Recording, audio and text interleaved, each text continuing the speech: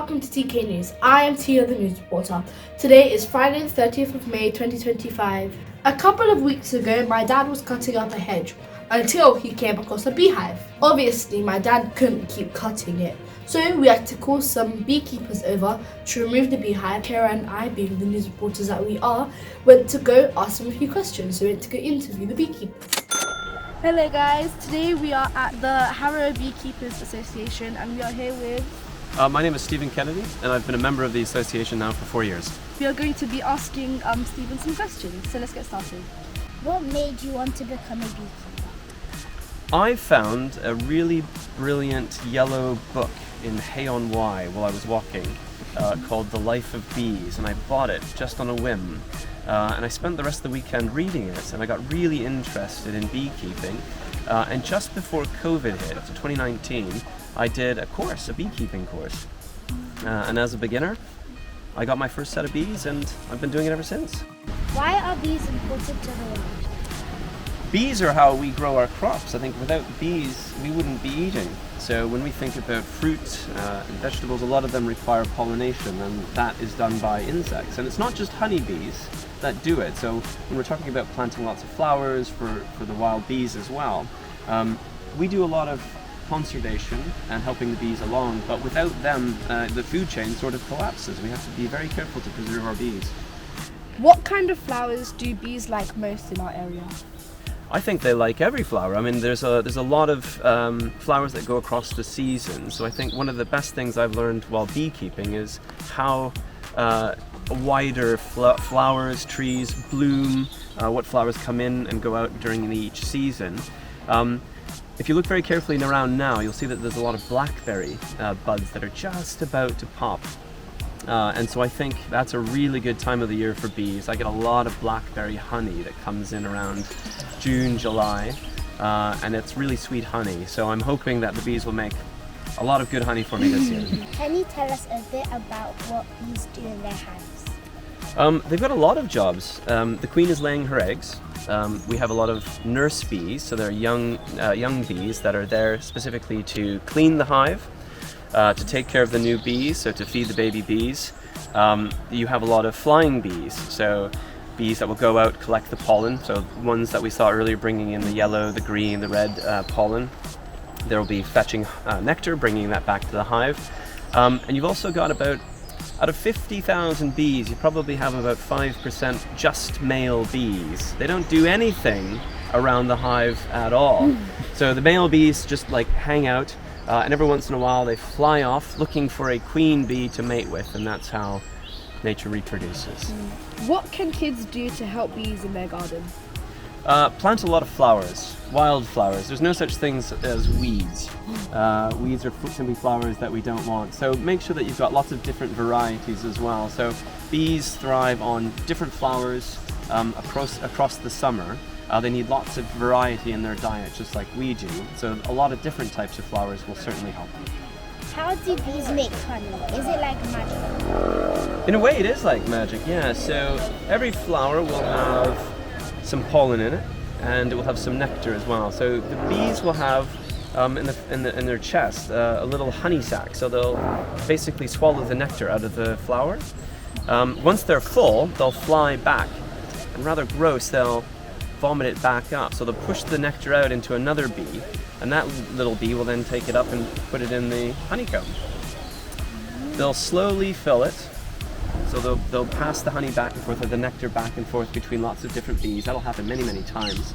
They'll eventually put it into the cell, and then what they do is they flap a lot of their wings and they'll get the air circulating around the hive, and the water content will slowly go down as the water evaporates, and it becomes really quite a thick thing that we know as honey. And once that cell is totally full, filled with honey, then they'll put a little wax capping over it, and it will last for 3,000 years. So they find even nowadays in the pyramids, for example, some honey stored, and scraping back the wax, the honey's still there. What's the funniest thing you've ever seen a bee do? I always like when they run into each other when trying to leave the hive.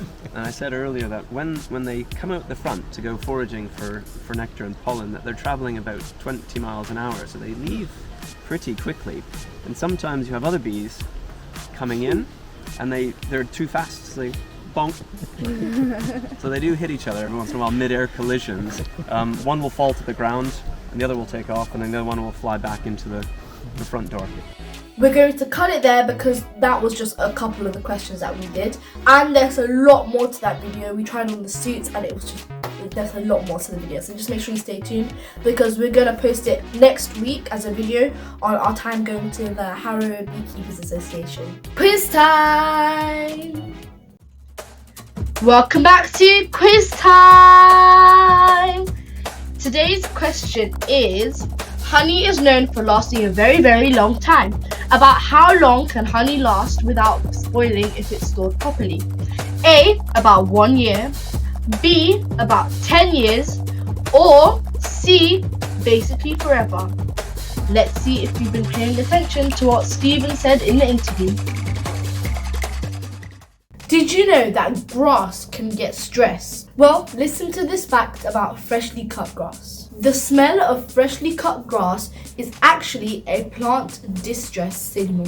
When grass is cut, it releases volatile organic compounds, specifically green leaf volatiles, which is a chemical response to stress. Yep, that's right, grass can crash out too. So let me break it down.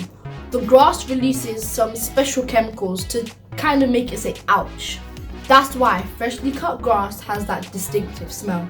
Movies out in June. So Disney isn't the only one getting into live action. They are also going to redo How to Train Your Dragon. It's about a young Viking boy who breaks the rules and befriends a dragon. He names the dragon Toothless and they both work together and join forces to create peace in both of their worlds. This movie comes out on June the 13th. Elio is out on June the 20th.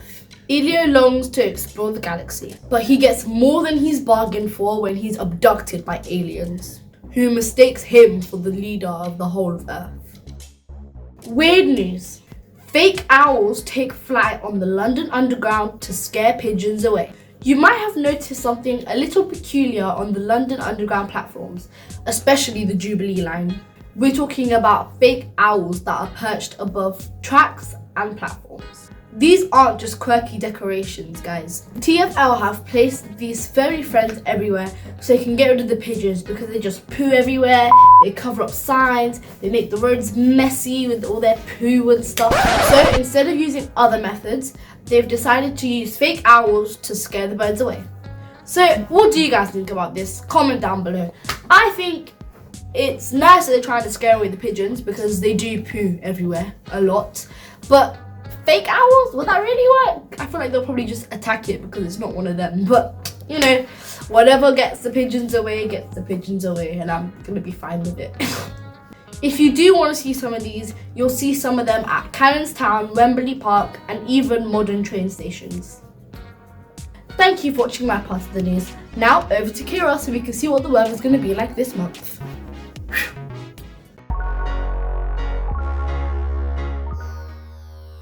Thank you, Tia. Hello guys, I am Kira, your weather reporter for today. So we are going to be in the month of June, so I will tell you what the weather is going to be like.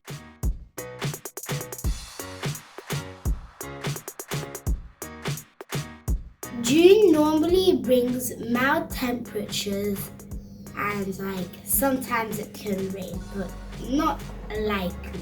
A quite windy month too. So you know, when it's windy, it might be cold. So just gotta make sure you wrap up. But not all the time because it can be hot sometimes because the UK's weather is just messed up. We will see highs of 24 degrees with slightly thunderstorming, but it's a slight percent. But it's mostly going to be cloudy. And lows of 10 to 12. But it was better than May because May was lows of 8 or something, so it was quite cool. But yeah, it's better. So in the morning we will have morning clouds, but you know, as you go further in the day, they will go away and we might get a bit of showers. On an average day in June, there is a 27% chance of rain. June offers plenty of daylight with an average of 16 hours per day. That's quite a lot. So guys, as I said, you might want to put on layers because it might get a bit chilly, but at the same time you might want to put on something light just in case if it gets hot. Fun fact of the day! A cloud can weigh millions and millions of tons. Even a fluffy looking cloud can hold an incredible amount of water vapor. A thunderstorm cloud can weigh over like 1 million elephants. Like, when I first read that on the sheet that I'm reading it from, my mouth just dropped. Like, that is crazy. I never knew that. Now let's get the answers for the quiz. Welcome back to today's quiz time. The question was, honey is known for lasting a very, very long time. About how long can honey last without spoiling if it's stored properly?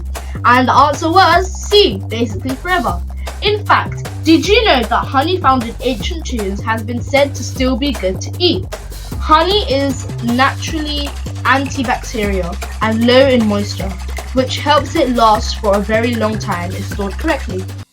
I hope you got the question correct. So guys, that is all for today. Make sure you give this video a thumbs up and smash that subscribe button, but don't smash whatever